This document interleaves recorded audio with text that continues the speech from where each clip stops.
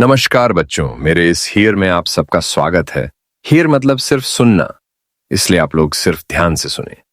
तो आज हम सुनेंगे कक्षा 11 से हिंदी की ये कविता अभिनंदनीय नारी, जिसके कवि हैं जयंती प्रसाद नौटियाल। प्रस्तुत कविता उनकी नारी के प्रति श्रद्धा, सम्मान और प्रेरणा का गीत है। आज इस कविता को इसके अर्थ के साथ देखते हैं। पहले हम कविता को पढ़ेंगे। So let's hear. इस धरा पर मृदुल रस धार सी तुम सुख का सार हो नारी। तुम वंदनीय हो, अभिनंदनीय हो, सादर नमन तुम्हें हे नारी। धरा सी सहनशील, जल सी निर्मल, फूलों सी कोमल तुम नारी। जीवन की गति, जीवन की रति, जीवन की मति हो तुम नारी। बचपन में चहक चिरैया सी तुम इठलाती, माता पिता के मन में आनंद हिलोर उठाती। चलती ठुमक ठुमक बजती पैजनियां प्यारी, बाबुल के अंगना में तुलसी बिरवा सी न्यारी। शिशु के साथ शिशु बन जाती और प्रिय के संग बनी प्रिया। क्षमा करुणा तुम में, स्नेह और सेवा से धन्य धरा को किया। किंतु स्वार्थी जग ने कब किसी के उपकारों को याद किया। हे नारी, तेरी करुणा ममता रजूता का क्या प्रतिदान तुम्हें दिया। नारी अबला नहीं, बल्कि ये नारी रणचंडी भी है। कृत्या है ये दुर्दम, दैत्यनाशिनी दुर्गा मां भी है। शक्ति और शिवानी है ये, और कात्यायनी भी है। दैत्यों के शोणित को पीने वाली महाकाली भी है। विविध रूपों से सजी यह नारी सृष्टि का श्रृंगार है। नारी ही ना हो तो फिर किस काम का यह संसार है। जिस घर में इसका सम्मान है वह आनंद का आगार है। अगर जीवन में नारी न हो तो मानव जीवन ही बेकार है।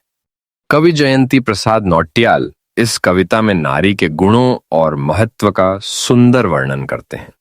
वे कहते हैं कि नारी सुख का सार है, जो धरती की तरह सहनशील, जल की तरह निर्मल और फूलों जैसी कोमल होती है। बचपन में नारी चिड़िया की तरह चहकती है और माता पिता के दिल में खुशी की लहरें पैदा करती हैं। वह ठुमक ठुमक कर चलती है और पायल की मधुर झंकार से घर आंगन को भर देती है। अपने बाबुल के आंगन में वह तुलसी के पौधे जैसी पवित्र और प्यारी होती है।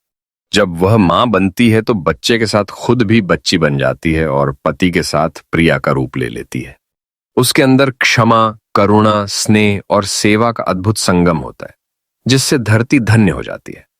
लेकिन दुनिया अक्सर उसके इन उपकारों को भूल जाती है और उसे उचित सम्मान नहीं देती। कवि कहते हैं कि नारी केवल कोमल नहीं है, बल्कि जरूरत पड़ने पर रणचंडी भी बन सकती है। वह दुर्दम दैत्यनाशिनी मां दुर्गा का स्वरूप भी है। वह शक्ति और शिवानी है, कात्यायनी है और महाकाली बनकर राक्षसों का नाश कर सकती है। नारी अपने विविध रूपों से सृष्टि को सजाती है और यह संसार उसी से सुंदर बनता है। जिस घर में नारी का सम्मान होता है वहां हमेशा आनंद और सुख रहता है। अगर नारी न हो तो जीवन अधूरा और निरर्थक हो जाता है। नारी के बिना संसार का कोई अस्तित्व नहीं है, वह जीवन का आधार है। कवि सादर नमन करते हुए कहते हैं कि नारी वंदनीय और अभिनंदनीय है। उम्मीद करता हूं आपको एक्सप्लेनेशन अच्छा लगा।